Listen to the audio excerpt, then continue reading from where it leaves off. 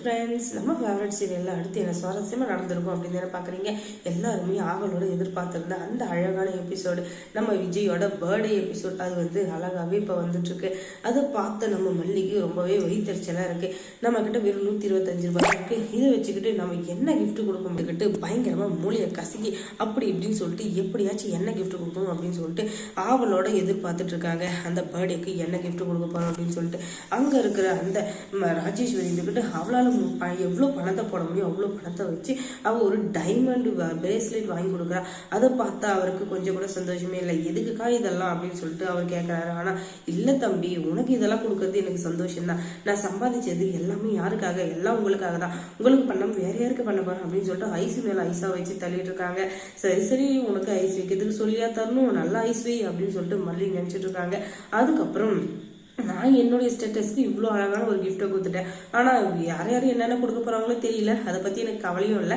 சரி, நீ சந்தோஷமா இருக்கல, அது எனக்கு போதும் அப்படின்னு சொல்லிட்டு சொன்னார். அதுக்கப்புறம் வெண்பா குட்டி அவளால் முடிஞ்ச ஏதோ ஒரு கிஃப்ட்டு அழகாக அவனுக்கு ப்ரெசென்ட் பண்ணுறான்.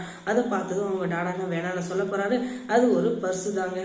இந்த பர்ஸை பார்த்தோன்னே ஐயோ, என் தங்க குட்டி அழகான ஒரு பர்ஸு கொடுத்துருக்கு.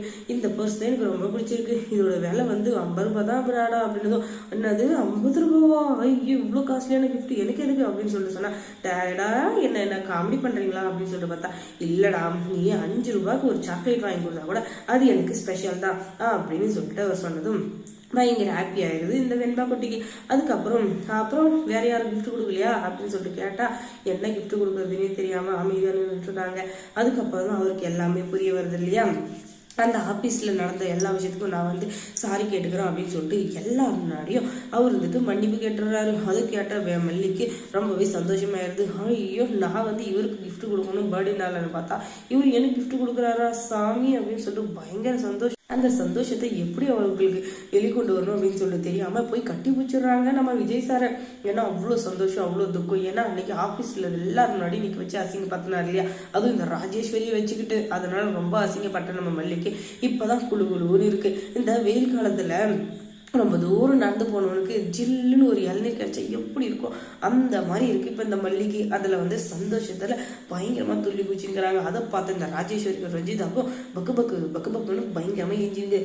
எப்படியாச்சும் எஞ்சிருங்க, எங்களுக்கு என்ன வந்தது, நாங்கள் எங்கள் ரொமான்ஸை தான் பார்க்குறோம் அப்படின்னு சொல்லிட்டு பார்த்தா அப்போதான் விஜய் சார் சொல்கிறாரு, இங்கே எல்லாரும் கொடுத்த கிஃப்டோட நீ வந்து என்னை பாசமாக கட்டி அனுப்பிச்சு இல்லையா, அதுதான் எனக்கு பெரிய கிஃப்ட் அப்படின்னு சொல்லிட்டு. என்னது அதுதான் கிஃப்ட், ஆனால் எந்த கிஃப்ட்டுமே வாங்கலையே அப்படின்னு சொல்லிட்டு தான், அதான் கிஃப்ட் கொடுத்துட்டியே அதுவே போதும் அப்படின்னு சொல்லிட்டு அவங்களோட ரொமான்ஸை ஸ்டார்ட் பண்ணிட்டாங்க. இப்படியே நல்லபடியாக 2 பேரும் சந்தோஷமாக இருந்தால் எல்லாருக்குமே நல்லா தான். இதோட சீரியலை பார்க்குற எல்லாருக்குமே இன்னும் சந்தோஷமாக தான் இருக்க போகுது.